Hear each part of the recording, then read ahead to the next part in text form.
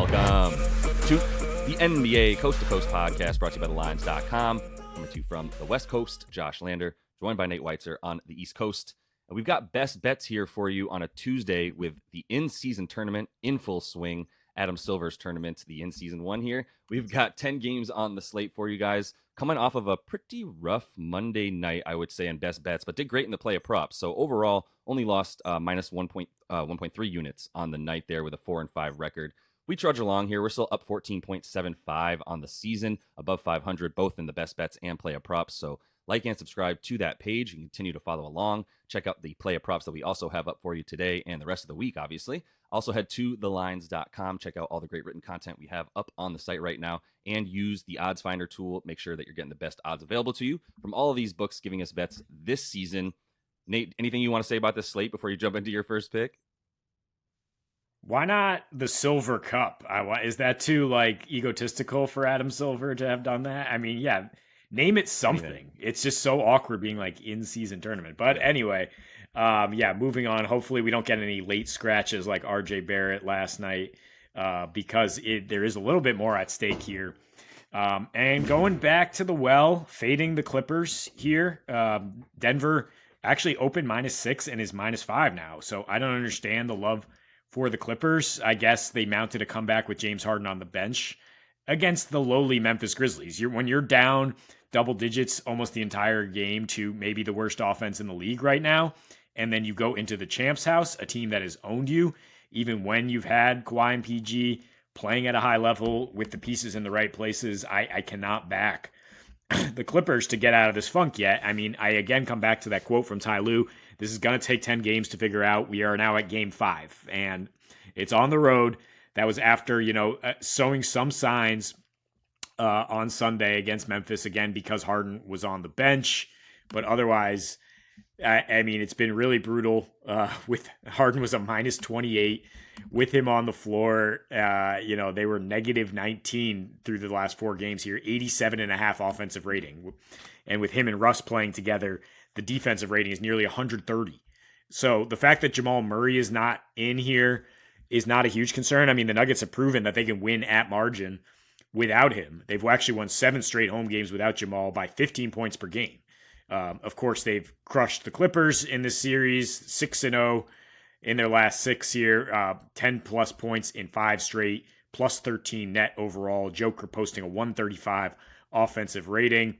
They're 6-0 at home in general, at home this season, plus 19.5 net. So getting them after a loss to Houston, which is just freaking world beaters right now. But, it's a sleepy spot on the road for Denver. We saw this with the bigger sample size last year, where they were -3 points per game on the road versus plus 10 at home. They'll immediately come back home. They were 20-13 after a loss against the spread last year. And you insert Reggie Jackson for Jamal in a little bit of a revenge spot, right, against his Clips. And it's just, a great defense from the Nuggets that we've seen this year. So I'm not worried about the Clippers sustaining any offensive success in this matchup. I mean, they've been the worst team in the clutch since they got Harden, other than, again, that comeback where they were able to get him off the floor and get Terrence Mann in there. But, I don't think Denver's the team to get right against here. Is that what the books are telling us? Are the books telling us that the public is still, playing NBA 2K with this team and pretending like it's, 5 years ago and it's not an actual real basketball offense that needs to move the ball effectively in any way? I don't get it either. It's so trappy because I can't find... I love when I can at least smell the weakness in my bet and then I can overcome it or choose not to play the bet. And I can't. I feel blind to what I would be missing here outside of somehow... I can't because even the idea of Kawhi and James Harden and Pete, all just reverting to being as good as they even were a few years ago, which I totally believe Kawhi's definitely lost a bunch. And obviously I think we all agree James Harden has as well. Even if they were what they were, this just doesn't fit. This isn't like an all-star game where no one's playing defense. So the other thing to add to what you were saying about what happens when Harden was off the floor, or what happened when he's on the floor, right? A -28 net rating over the course of the 4 games as well that he's been on the Clips, plus 16.8 when he's not on the floor. So it's kind of like it wasn't broke until you broke it, trying to fix it. And that's where we are now with this team. Denver, like you said, I mean, now they're 50-8 in their last 58 home games dating back to last season, as they're 6-0 right now, winning by an average of 12.3 points at home. The only thing you worry about is like, yeah, they literally sleepwalk into the tip off, and then Jokic just like collapses onto the floor and needs to like take a nap for the whole game.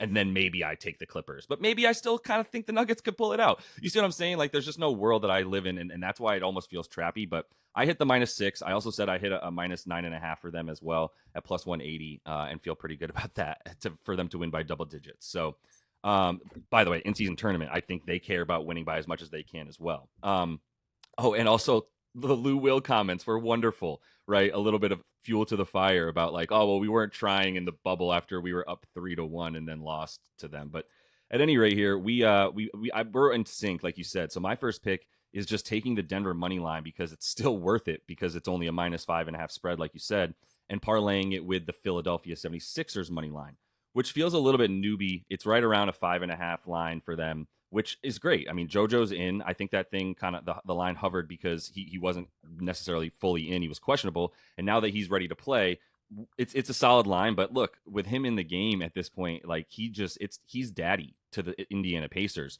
In his last five now, 35 a game, 10 boards, 5 assists basically in 33 minutes. And he's getting to the line 13 times, right? That's part of shooting 67% from the field. And he's not just shooting from right around the rim. He's getting a lot around the rim, but he is making about 2 threes a game against them on about 3.5 attempts, which isn't even that many attempts because he knows he can get whatever he wants, whether he goes to the rim or to the free throw line. I mean, these games are averaging 259 points between these two teams dating back to last season and including the first game of this season. And that's just with a pace of 98.2.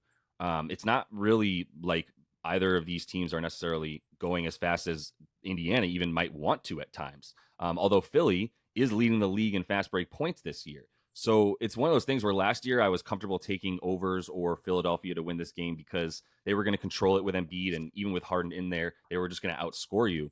Now it's like they're still going to run. They're playing faster even without James Harden at this point this year. Obviously, when you have Tyrese Maxey leading the break and Tobias Harris a much more focal point of the offense, who also has the ability to get a defensive rebound and start a break. This is definitely an offense that you would back right now against Indiana, who, I mean, they're doing their thing on offense, but they're allowing the most points in the paint in the league. Philly's obviously scoring third in points in the paint with Embiid there. They're allowing the eighth most fast break points too, which is like they're running, but they're not really getting back on defense. And perhaps it's also the fact that they're always sending three guys on the break, meaning they only have two back consistently. So they're obviously running into the 3-on-2 a lot.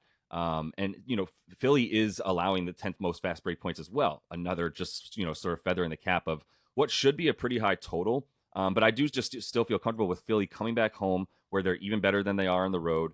And owning this team that, I mean, I think Indiana is a little bit scarier at home, to be honest. Obviously, you can control the game at home a little bit more, especially if you're Philly, who knows what controlling the game means for them anymore. They've just sort of sold out and said, we'll outscore you, Indiana. We can actually do what you do better than you do it.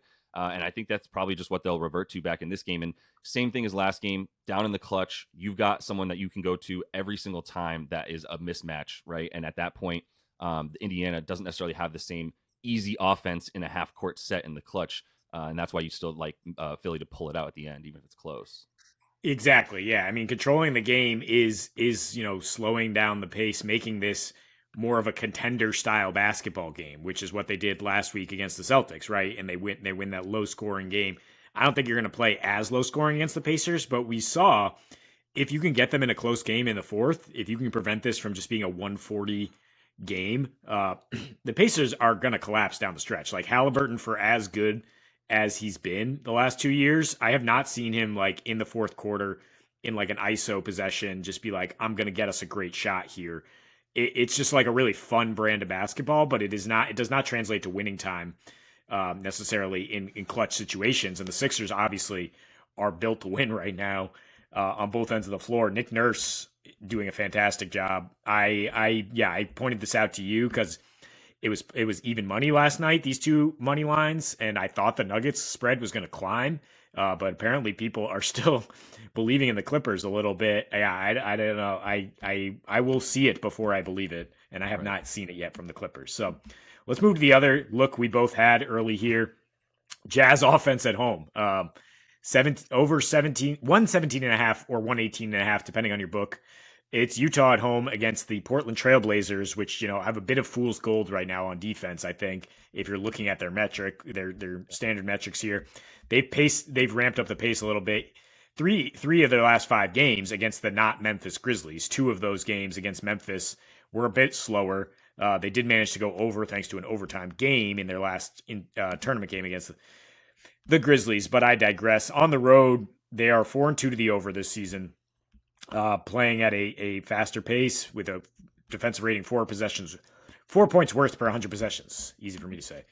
But this is more about Utah. I mean, 4-0 to the 4-0 to the over at home and playing at the fastest pace in the league at home. And we talked about this ahead of their matchup at Memphis, a Memphis team they dropped 133 against at home last time they hosted them. That there's just stark home road splits. And it's particularly evident beyond the 3-point line so far. They're shooting 41% from 3 at home versus 36 on the road. And that's where I'm seeing the biggest likely regression for that Portland defense, which in their last 2 games gave up 116 to Lakers and 121 in overtime to the Kings. And those teams shot well under 30% from 3. And it's not like the Blazers were doing something schematically or have great personnel to close out.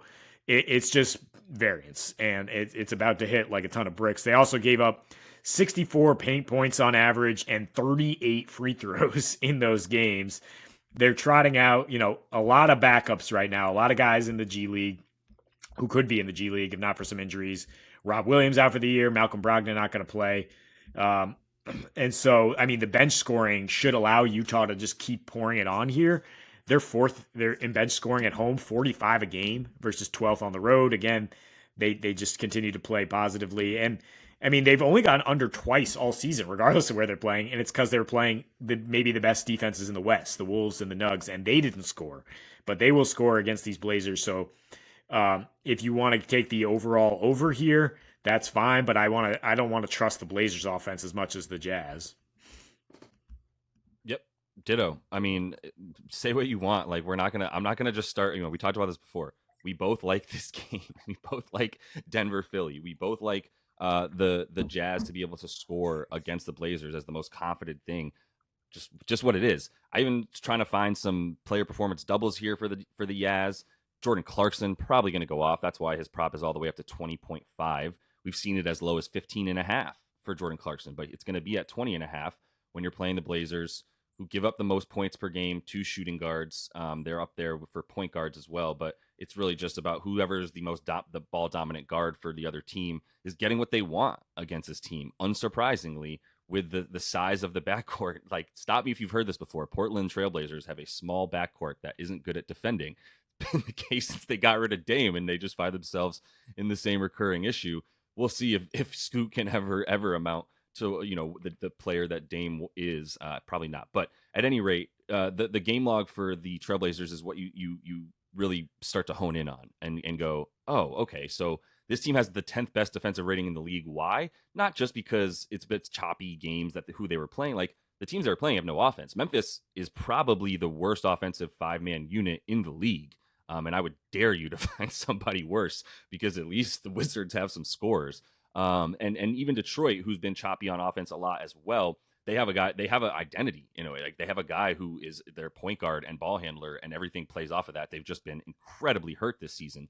And that was another one. And the Raptors as well. And we know even the Raptors at home have had some ugly games, where I think the Blazers, maybe the idea was just to muck it up, and maybe they're one of those teams that the team plays down to their level. But you're getting the Jazz at home now, where this is what they score. I think this is a fair line against a bad defensive team. Like, the books aren't really necessarily being fooled by a Portland Trailblazers team that's rated so high on defense right now, because they too have the schedule and know who they played and are aware that, like, the Jazz coming home in this situation after you've got the Blazers.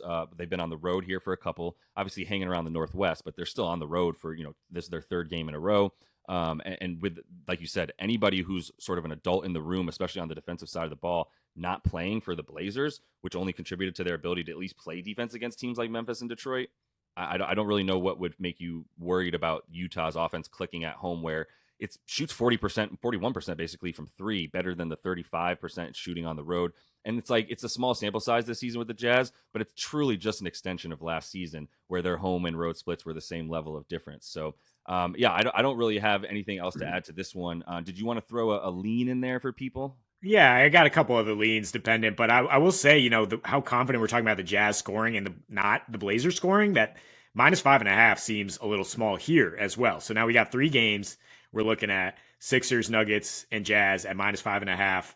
It might be a money line parlay for +200 for those 3, all at home against teams that, again, we don't really respect their ability to close out games right now.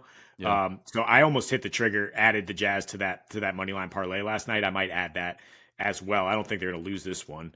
Yeah, I just think with the level of confidence too, my thing is I'll if I go that route as opposed to the 2-leg parlay, it's just going to be for less units than the 2-legger for sure. Yeah, for sure. But double the juice. Yeah, I mean, this is kind of injury dependent. Looking at our leans here, I mean, first of all, you got the Hawks -5 at Detroit. No Jalen Duren, we know. Trae Young is questionable for personal reasons, so I wanted to take like DeJounte 20+ points in a win for the Hawks. I'd be comfortable just taking the Hawks here. They've handled the Pistons, and I think their offense can continue to hum without Trae because they have DeJounte right there. They have some great wings right now. So I would look at that, just see what you can get with the props, depending if Trae plays or not. But you could also hit the -5 now and then be like, great, Trae Young's playing. That they could run away with this. And then the Pelicans Mavs has a total of 240, and the Mavs, it's scary because they've been playing great offense, not much defense lately. Their previous meeting they just played got to 260, 260. But I think this one will be in the 230s, and I think I feel especially confident if Herb Jones comes back from that leg injury, and the Pelicans are able to D up a little bit. I just don't see the Pelicans offense going off here. Zion struggled a little bit against Grant Williams and co. Brandon Ingram has not been good over the last 2 seasons against his Mavericks team. So I just don't know where they're going to score with CJ McCollum out. And I think they'll do a little bit better job on Kai Ruka in the rematch.